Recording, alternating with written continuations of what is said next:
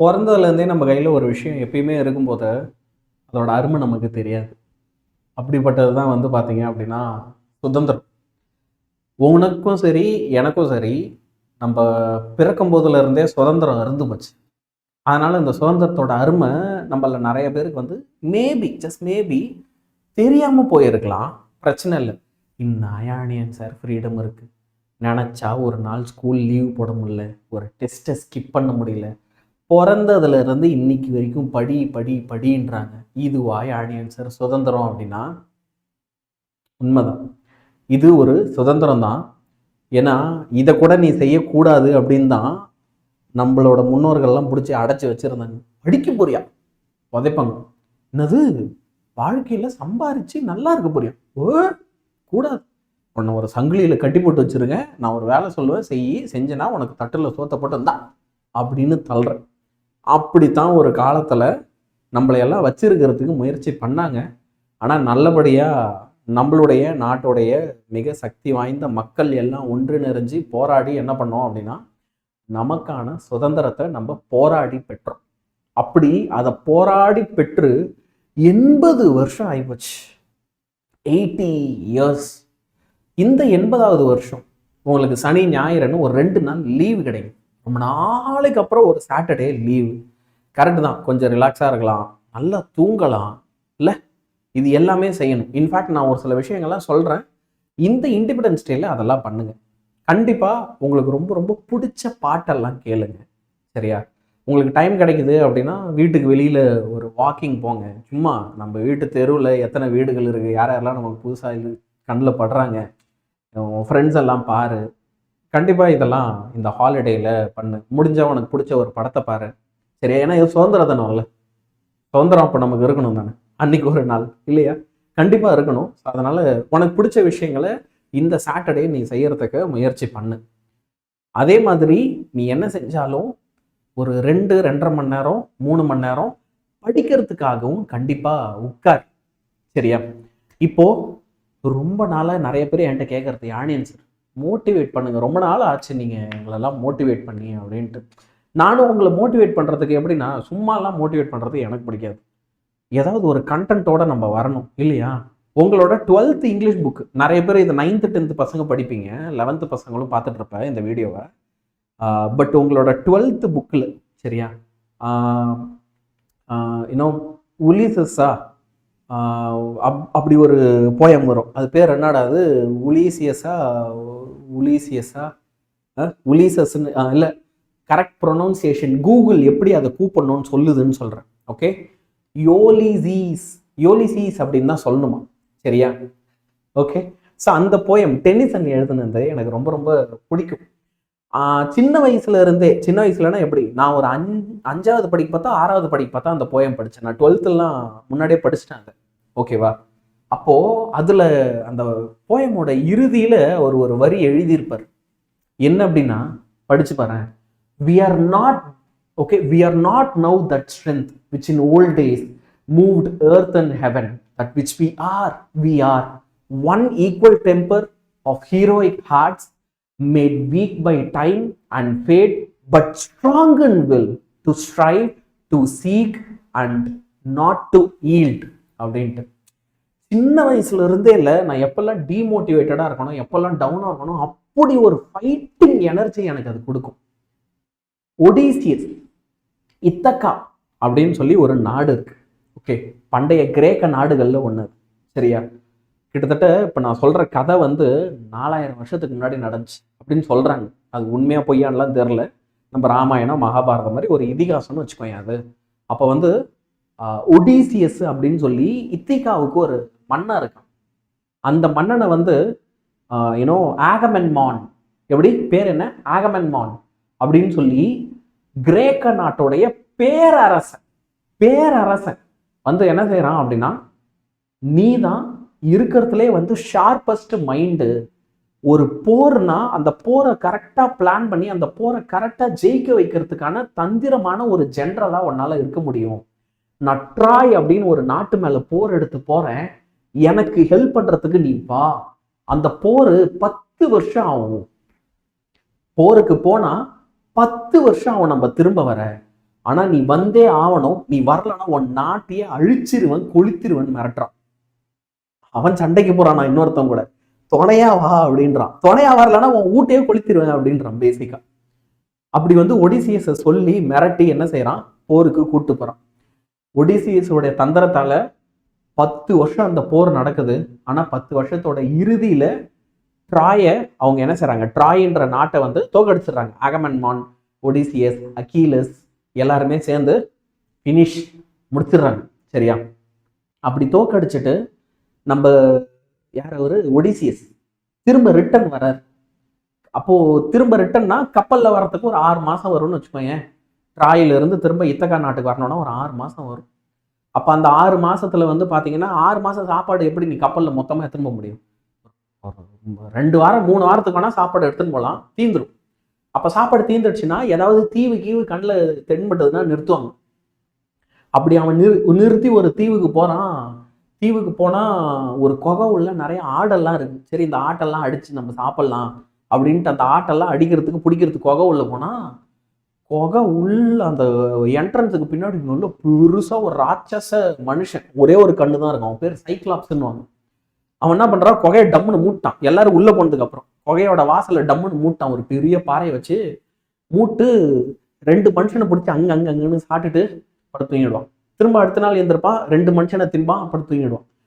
இப்படியே இருக்கிறான். இப்போ இவங்களுக்கு அங்க இருந்து தப்பிக்கணும். ஸோ அவங்க கூட தப்பிக்கிறதுக்கு அவங்க வந்து இந்த ஆடுங்களா வந்து ஆடு மாதிரியே வேஷம் போட்டுக்கின்னு அவன் ஆட்டெல்லாம் மேய்க்க விடுறதுக்கு அந்த கல்லை நவுத்துவான். கல்லை நவும் போது தப்பிச்சு வந்தாங்க, உயிரை பழிச்சு. அப்புறம் பார்த்தா ஒரு சூனியக்காரி கிட்ட மாற்றி அந்த சூனியக்காரி இவங்க எல்லாரும் பண்ணியா மாற்றி விட்டுருச்சு. யார? நம்ம ஒடிசியஸ் அவர் கூட சண்டை போட போனவங்க நாட்டு மக்கள் எல்லாரையும், வா நான் சாப்பாடு தரேன் சாப்பிடு அப்படின்னு சொல்லி என்ன பண்ணிடுச்சு, பண்ணியா மாற்றி விட்டுரும்.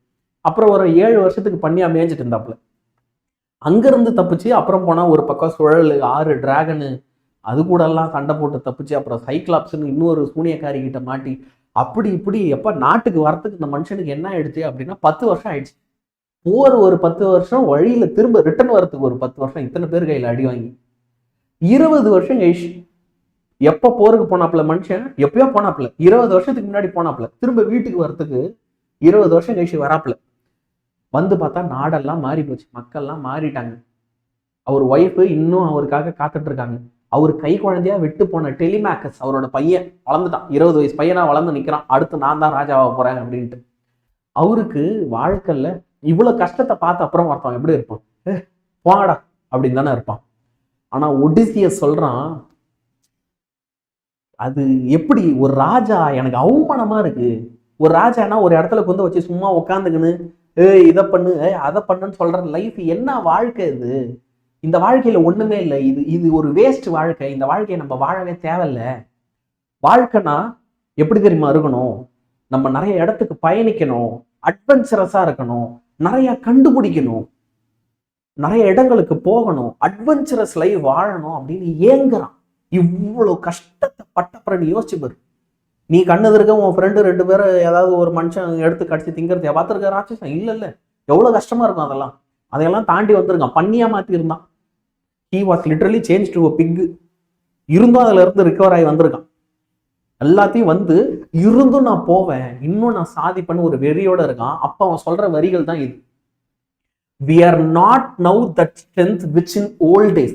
முன்ன இருந்த பலம் இன்னைக்கு நமக்கு யாருக்குமே கிடையாது. முன்காலத்துல இருந்த ஓல்டு டேஸ்ல இருந்த பலம் இன்னைக்கு நமக்கு கிடையாது. அந்த பலத்தை வச்சு நம்ம பூமியே நகர்த்தி இருக்கலாம், ஏன் சொர்க்கத்தை கூட நகர்த்தி இருக்கலாம். ஆனா that which we are, இன்னைக்கு நம்ம என்னவா இருக்கோமோ அந்த என்னவா இருக்கோ நீ இருக்கல்ல, அது இன்னமும் மனசுக்குள்ள one equal temper of heroic hearts. இன்னைக்கும் உனக்குள்ள துணிச்சல் இருக்கு, தைரியம் இருக்கு, வாழ்க்கையில வெற்றி பெறறதுக்கான எல்லாமே உன் ஹார்ட்டுக்கு இருக்கு. பலம் வெளியில இல்ல, உள்ள இருக்கு.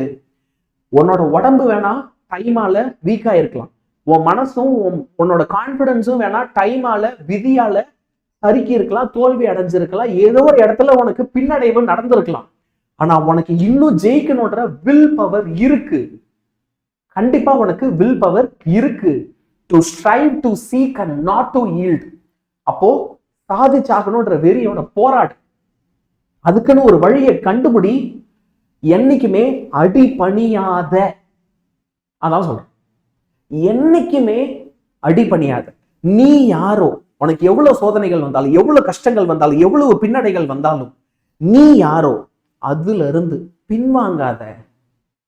நாட் டு ஈல்ட் அப்படின்றோம். என் லைஃப்ல நான் எப்பயுமே ஞாபகம் வச்சிருக்க ஒரு விஷயம், whenever I feel like போதும் தோத்துட்டோம் போயிடலாம், நாட் டு ஈல்ட் நான் எப்பயுமே யோசிப்பேன். ஸோ 12th பசங்களாம் உங்களுக்கு இது சிலபஸ்லேயும் இருக்கு. ஸோ GTA 6க்கு முன்னாடி ஆனியன் சார் உங்களுக்கு வந்து உலிசிஸ் போயம் நடத்திட்டாரு. சரியா? சரி, இப்போ நம்ம சேனல் யாராவது இது வரைக்கும் சப்ஸ்கிரைப் பண்ணல அப்படின்னா கண்டிப்பாக சப்ஸ்கிரைப் பண்ணிக்கோ. சரியா? Make sure every single one of you subscribe to it. Okay, study plan என்ன அப்படின்றத சொல்கிறேன். இந்த இண்டிபெண்டன்ஸ் டே சனிக்கிழமையும் ஞாயிற்றுக்கிழமையும் நீ என்னெல்லாம் படிக்கணும். இப்போ ஒரு 11th ஸ்டாண்டர்ட் ஸ்டூடெண்ட், ஒன்றும் இல்லை, இந்த வாட்டி ஸ்டடி பிளான் ரொம்ப சிம்பிள். எல்லா கிளாஸுக்கும் 4th சாப்டர் படிக்கணும், அவ்வளோதான் ஸ்டடி பிளான். இதான் challenge. You have to study the 4th chapter in all subject man. That's all. சரியா? அப்போ நீ 11th ஸ்டாண்டர்ட் அப்படின்னா பிசிக்ஸ்ல சாப்டர் 4 ஒர்க் எனர்ஜி பவர் படி, கெமிஸ்ட்ரியில சாப்டர் 4 ஹைட்ரஜன் படி, மேத்தமேட்டிக்ஸ்ல chapter 4 combination and mathematical induction படி. ஓகே, அதுக்கப்புறம் 12th வந்து பார்த்தீங்க அப்படின்னா chapter 4 electromagnetic induction and alternating current படிங்க. கெமிஸ்ட்ரியில் transition and inner transition elements chapter கம்ப்ளீட்டாக முடிங்க. இன்வர்ஸ் டெக்னாமெட்ரிக் ஃபங்க்ஷன்ஸ் சாப்டரை இந்த சாட்டர்டே சண்டே உட்காந்து நல்லா கான்சென்ட்ரேட் பண்ணி படிக்கிறதுக்கு முயற்சி பண்ணு. 11th and 12th பசங்களா, இது வரைக்கும் நீ 9th வெயிட் பண்ண, 9th 10th ஷெடியூல் இருக்குடா, அதுக்குள்ளே எங்கேயா தப்பிச்சு ஓடுறாத. உங்களுக்கு வந்து பார்த்தீங்க அப்படின்னா தீமண்டலில் சேரணும்னா இந்த QR கோடை ஸ்கேன் பண்ணு. இந்த QR கோடை ஸ்கேன் பண்ணி my dear boys and girls நீங்கள் வந்து என்ன செய்யலாம், தீமண்டல் பேட்ச்ல சேரலாம். இந்த வீடியோ பார்க்குறேன்னா இண்டிபெண்டன்ஸ் டே ஆஃபர் போயிட்டு இருக்கு. நார்மல் ஃபீஸும் எனக்கு தெரியும் 2499 ரூபா ஒரு வருஷத்துக்கு வாங்குவோம். இப்போ we are having the batch at வெறும் 1499. தீமண்டல் பேட்ச்ல சேரலை அப்படின்னா கண்டிப்பா ரிக்ரெட் பண்ணுவோம். ஏன்னா இது அந்த அளவுக்கு ஒர்த்தான ஒரு பேட்ச். நாளைக்கு நம்ம பப்ளிக்ல மார்க் வரும்போது அன்றைக்கே சேர்ந்துருக்கலாமே, சேர்ந்தா இன்னொரு 4-5 மார்க் கூட எக்ஸ்ட்ரா வந்துருக்குமோன்னு தோன்ற மாதிரி பார்த்துக்காத. அந்த தப்பை பண்ணவே பண்ணாது, தயவு செஞ்சு சேர்ந்துரு. உனக்கு என்ன பப்ளிக் எக்ஸாமில் மார்க் எடுக்கணுமோ எல்லாத்தையுமே நாங்கள் தரோம். அது உனக்கு கிளாஸஸ் லைவாக இருக்கட்டும், ரெக்கார்டடாக இருக்கட்டும், உனக்கு தேவையான PDF மெட்டீரியல்ஸாக இருக்கட்டும், இம்பார்ட்டன்ட் கொஸ்டின்ஸாக இருக்கட்டும், மாடல் கொஸ்டின் பேப்பர்ஸாக இருக்கட்டும், கிரியேட்டிவ் கொஸ்டின்ஸ்க்கான கொஸ்டின் பேங்காக இருக்கட்டும், எல்லாமே தரும். வெறும் 1499 ஒரு வருஷத்துக்கு ஸ்கேன் பண்ணி நீ என்ன செய்யலாம் அப்படின்னா ஜாயின் பண்ணிக்கலாம். இப்போ 9th பசங்களா, உனக்கான ஸ்டடி ஷெடியூல் என்ன? Chapter 4 electric charge and electric current படி. அதுக்கு அடுத்து சாப்டர் 4 சோஷியலில் வந்து intellectual awakening and socio political என்னது சேஞ்சஸ். அப்புறம் மேத்தமெட்டிக்ஸில் வந்து சாப்டர் 4 ஜாமெட்ரி பாருங்க. சரியா?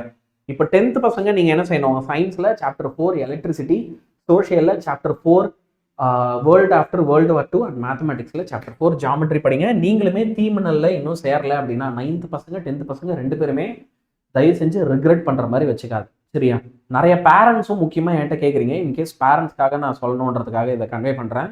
இது என்னது, எப்படி இருக்கும் அப்படின்ற நிறைய பேரண்ட்ஸ்க்கான கேள்வி இருக்குது. டெய்லியுமே சாயந்தரத்தில் நாங்கள் லைவாக 7 to 9 லைவ் கிளாஸ் எடுக்கிறோம் ஃபோன் மூலயமா. அப்படி இல்லைனா வந்து டேப்லெட்டு லேப்டாப் வச்சுருக்காங்கன்னா லேப்டாப் மூலயமாவும் இந்த கிளாஸஸ் தான் பார்க்கலாம். வேதாந்தும் ஆப்பில் கிளாஸ் நடக்கும். சரிங்களா? 2 மணி நேரம் டெய்லியுமே ஆன்லைன் டியூஷன் எடுத்துறோம். இந்த கிளாஸஸ் அவங்களால லைவாக பார்க்க முடியாது, ஸ்கூலில் இருந்து வர லேட் ஆகும், ஸ்கூலில் ஹோம் ஒர்க்காக இருக்குன்னா ஒன்றும் பிரச்சனை இல்லை, அவங்க எதாவது ரெக்கார்டடாக பார்க்கலாம். இன்ஃபேக்ட் ரெக்கார்டடாக பார்க்கும்போது 2x ஸ்பீடில், அதாவது 2 மடங்கு வேகத்தில் பார்க்க முடியும். நான் 2 மணி நேரம் கிளாஸ் எடுத்திருக்கேன் அப்படின்னா அவங்க அதை ஒரே மணி நேரத்தில் பார்த்து முடிச்சு என்ன தெரியலையோ எல்லாத்தையும் கற்றுக்க முடியும்.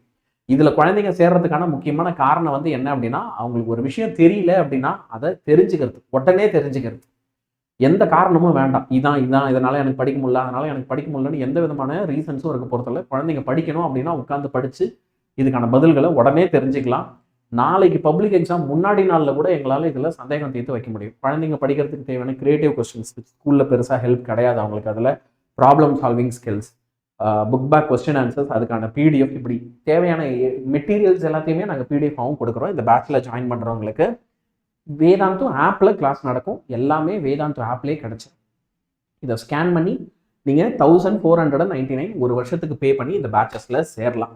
பசங்களா, இந்த வருஷத்துக்கான தத்துவம் என்னன்றத ஞாபகம் வச்சுக்கோ. Not to yield. பார்ப்போம் எத்தனை பேர் இது வரைக்கும் வீடியோவை பார்த்துருக்க அப்படின்ட்டு. நாட் டு ஈல்ட் இல்லையா? ஸோ அதனால் ஐ வில் நாட் ஈல்ட் அப்படின்னு கமெண்ட் பண்ணு. ஒவ்வொருத்தருமே ஐ வில் நாட் ஈல்ட் அப்படின்னு சொல்லி கமெண்ட் பண்ணு. சரியா? All the best my dear boys and girls. அடுத்த வீடியோவில் பார்ப்போம். சரியா? பாய் பாய்.